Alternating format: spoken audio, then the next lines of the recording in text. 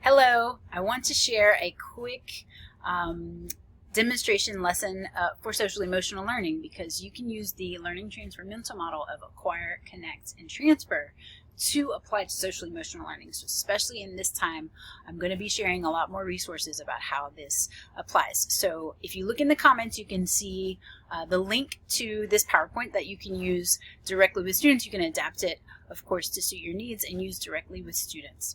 And so this is somewhat geared to more middle school, high school. You might be able to use some of the ideas with upper elementary. But I teach students explicitly what we're doing here, that I share with them what a cognitive scientist is. This is a quote from Jerome Bruner, who says, grasping the structure of a subject is understanding it in a way that permits many other things to be related to it meaningfully. And we have a conversation about what that means. So depending on the age of your students, maybe you don't want to share this, or maybe you do. I just wanted to share it with you so that you can see how we can share with our students why we're doing what we're doing. And so here's our success criteria that I share with my students. We have conversations about it. We talk about what this would look like. Maybe we look at some examples and some non-examples, really so that they see what it is that we're trying to do with the learning transfer mental model, what we're trying to do when we're trying to build conceptual understanding. And so I share with them sort of the definition of a concept. I just say, look, it's just words that we use to organize and categorize our worlds. That's simply what a concept is, words that we use to organize and categorize our worlds. And so I share with them some visuals that you can see here so they can come to see why I'm so sort of crazy about concepts. And I show them that what we're going to do, I want them to sort of think about the world when they enter a new situation. They acquire understanding of individual concepts. They connect them in relationship. And I love having them have your students analyze this last visual, the transfer, because it's sort of half brain, half conceptual connections. And it's that conceptual structure in the brain that allows students to transfer their learning to new situations. So I have a little conversation about that. I even maybe show them the learning transfer cycle to say what we're going to be doing in this course is exploring questions of conceptual relationship. We're going to answer them by exploring a specific context, come back to that question, explore another context, because that's the way we're going to deepen learning. That's the way that we're going to work towards expertise. And so each time that I sort of demonstrate a new lesson or a new topic that we're exploring, I might frame it in terms of this learning transfer cycle. So in this case, what is the role of concepts in surface learning, deep learning, and transfer of learning? And we'll look at social emotional learning or different kinds of competencies in this case. So the first step is to acquire understanding of individual concepts. And so what I'm doing here is I'm relying on, from the Casel Foundation, these particular social emotional learning concepts. They have built out specific indicators or specific skill set around something like self-awareness. So I look at this and I see the words to me are concepts: emotions, self-perception, self-confidence, optimism, growth mindset. And I think, how am I going to teach my students what these concepts mean? The first step that I always do is think about examples of those and have students look at those examples. Another instance I wanted to share is looking at the IB learner profile. So if you're an IB school, depending on where you work, hopefully your school has some initiative for social emotional learning. If not, I would look to Casel because it's a leader in social emotional learning. But here's some that I look at just in the descriptor of risk taker. I see these concepts: risk taking, determination, forethought, independence, cooperation, resourceful, resilience, challenges, change. And I think, okay, which of those do I really want to hone in on? Which of those do I want to make sure my students deeply understand? So if I took something like growth mindset from Casel or resilience from the IB learner profile, I would think about examples that students are familiar with. So maybe a baby learning to walk is such a great example of having a growth mindset or an example of resilience. I try to think of things from pop culture, like Dwayne Wade. If you don't know who that is, your students probably do. He is a former NBA player, and he's one of the best in basketball. He also had a pretty rough childhood. His mom was raised by a single mom. His mom was arrested due to her drug addiction. And so if you know a bit about where he comes from, the fact that he achieved so much is an example of resilience, is an example of someone who has a growth mindset. Even think about pop culture, like even things like movies, Disney movies. Moana is a great example of someone who exhibits either a growth mindset or perseverance or resilience. And so I have my students sort of think about what these three examples have in common. There's some music in the slide that just kind of gets the students to be thinking while the music's playing, maybe talking with a partner before they come up with what are the critical attributes of growth mindsets. And so then I reveal the critical attributes. And the next step is to give additional activity either right after or the next day, where we're consolidating our understanding of this concept. And so I love this strategy, SEEI. Move this over here so that you can see the page numbers that correspond to our Tools for Teaching Conceptual Understanding books. It's a great strategy to get students to really consolidate their understanding of individual concepts. And one thing I love to do is have students go through all the steps, but the last one of illustrate is have them illustrate with clay or by drawing it, and then share, maybe they do group work and then they share with another group. So that's just one activity that we have there where the students are consolidating their understanding of growth mindset or resilience or whatever the concept is. Once they've acquired at least two, we can start to connect those concepts in relationship to get to deeper levels of learning. The best way to do that is to plug your concepts into these question stems. Just a great, quick way to think about it. So I sometimes have my students play with these question stems because the goal is I want them to be able to use this learning transfer mental model to go about their worlds. And so you'll see here that we have again, some music for you if you want to use this with your students where you're asking them to think about what the questions might be. In this case, I came up with this one. What is the relationship between growth mindsets and success?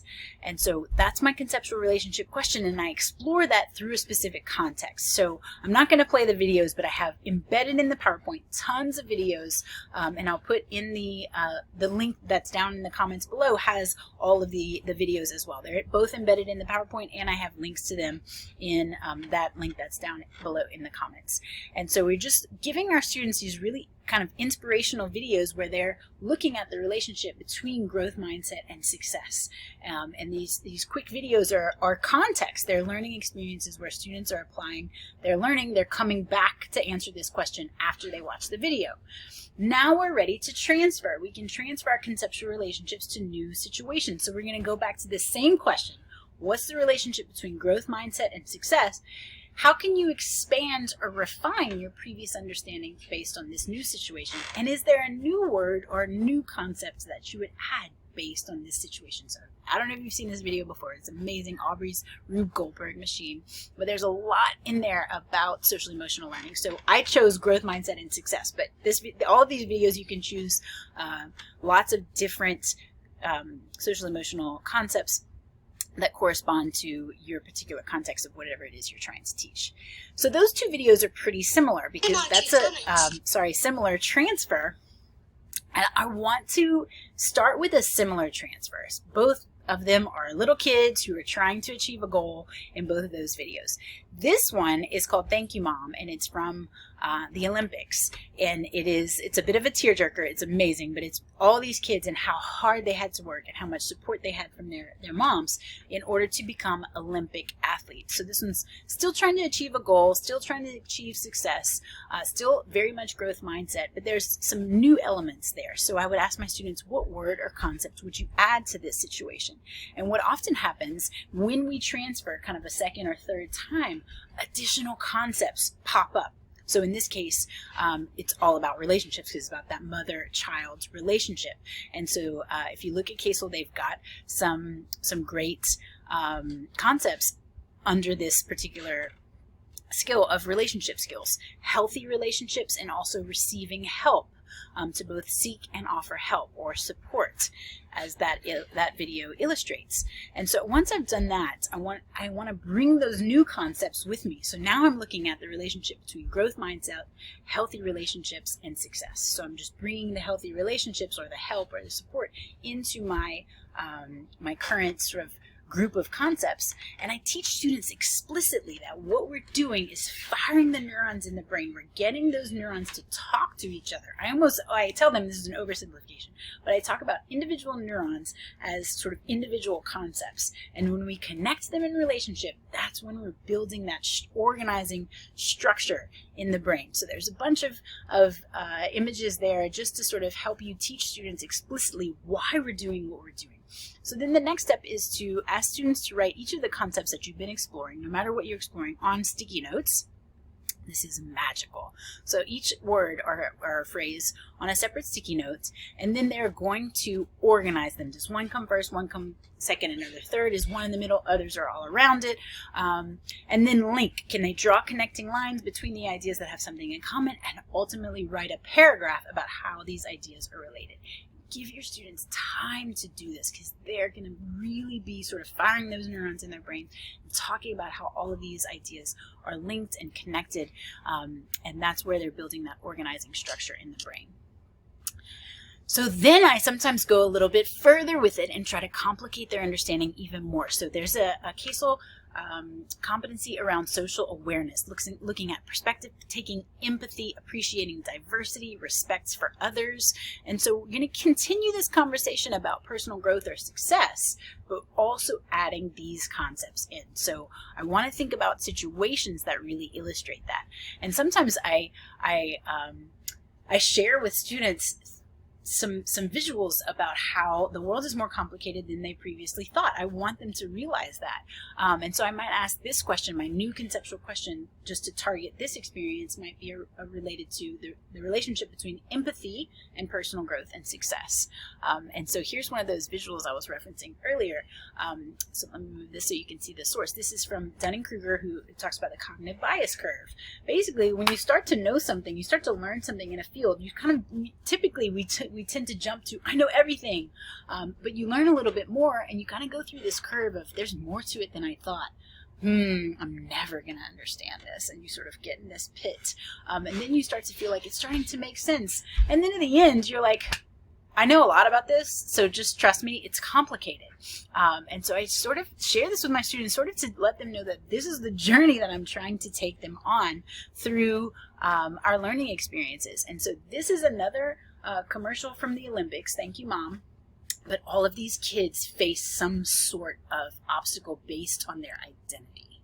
So I want my students to think about this from the perspective of all of these kids. So some of it's race, some of it's religion, some of it's economics, some of it's based on sort of ableness. And there's a kid who has a prosthetic leg who wants to snow ski.